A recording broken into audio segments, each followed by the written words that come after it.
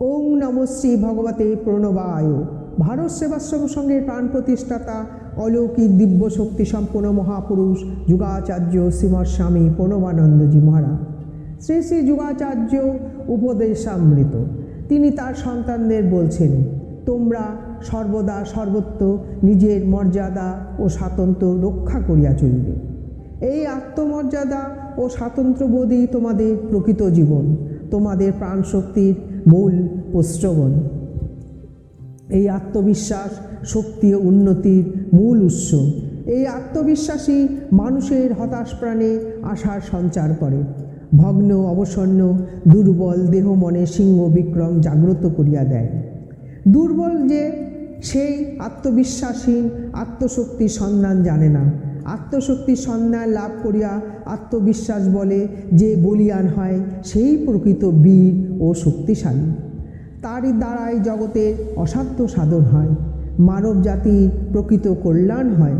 আত্মবিশ্বাসী আত্মবিস্তৃতির ঘোর ভাঙ্গিয়া সাধককে তার অন্তর্নিহিত শক্তি সম্বন্ধে সচেতন করিয়া তোলে। তখন সে সজাগ হইয়া দেখে, প্রাণে প্রাণে উপলব্ধি করে যে কি বিরাট শক্তি তাহার ভিতর রহিয়াছে।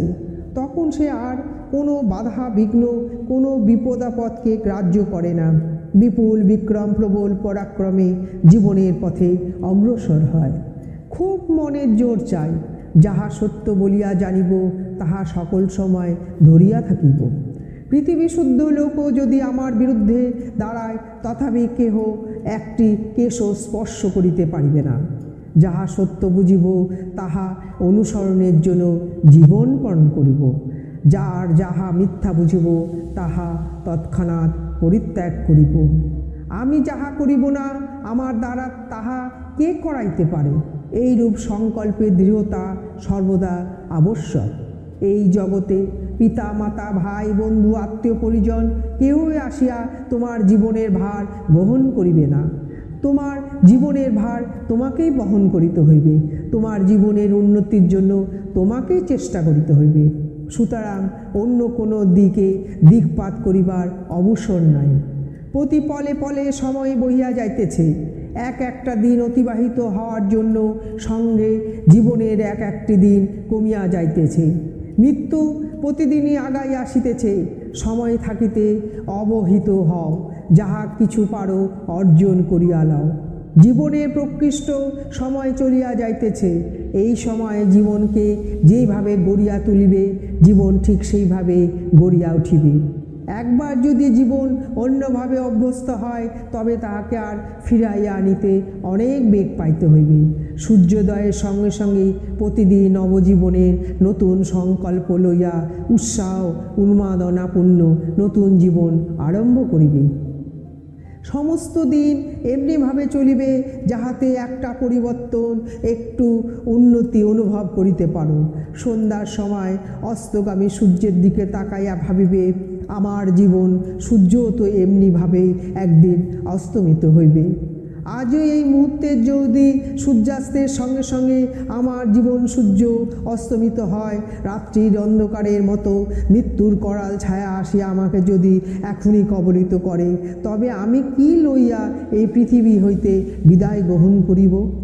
আমার সেই পথের পাথেও কি সংগৃহীত হইয়াছে?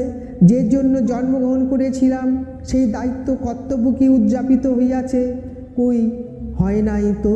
তবে আমি এখনও চুপ করিয়া বসিয়া আছি কেন? মানুষ অর্থ অর্জনের জন্য জীবন পাত করে, যশমান প্রতিষ্ঠা প্রতিপত্তির জন্য কত না পরিশ্রম করে। আমরা ধর্মপথের পথিক, ধর্মজীবন লাভের জন্য আমরা কতটুকু পরিশ্রম কতটুকু চেষ্টা যত্ন করিতেছি। এতদিন যাহা করিয়াছি তাহাতে কি লাভ হইয়াছে? কতটুকু অগ্রসর হইয়াছি? যতটুকু যা হইয়াছে তাহা তো বিরাট উদ্দেশ্যের তুলনায় কিছুই নয়। এমনিভাবে চিন্তা করিয়া ভিতরের অভাববোধ আকুলতা ব্যাকুলতাকে জাগ্রত করিয়া তুলিতে হইবে। অভাববোধ যত জাগ্রত হইবে, আকুলতা ব্যাকুলতা যত বৃদ্ধি পাইবে, জীবন গঠনের জন্য চেষ্টা যত্ন তত তীব্রতর হইতে থাকিবে। তখন আর কিছুতে স্থির থাকা যাইবে না। সাধকদের প্রাণে ভগবত দর্শনের জন্য এই রূপ ব্যাকুলতা যখন উপস্থিত হয়, তখন দিনরাত্রি জ্ঞান থাকে না, ক্ষুধা তৃষ্ণা বোধ থাকে না, আহার নিদ্রা ভুল হইয়া যায়। কি একটা অপূর্ব ভাব উন্মোদনার ভিতর দিয়া সমস্ত সময় অতিবাহিত হয়। ওম তৎসৎ। ওম গুরু কৃপা হি কেবলম। ওম গুরু কৃপা হি কেবলম। ওম গুরু কৃপা হি কেবলম।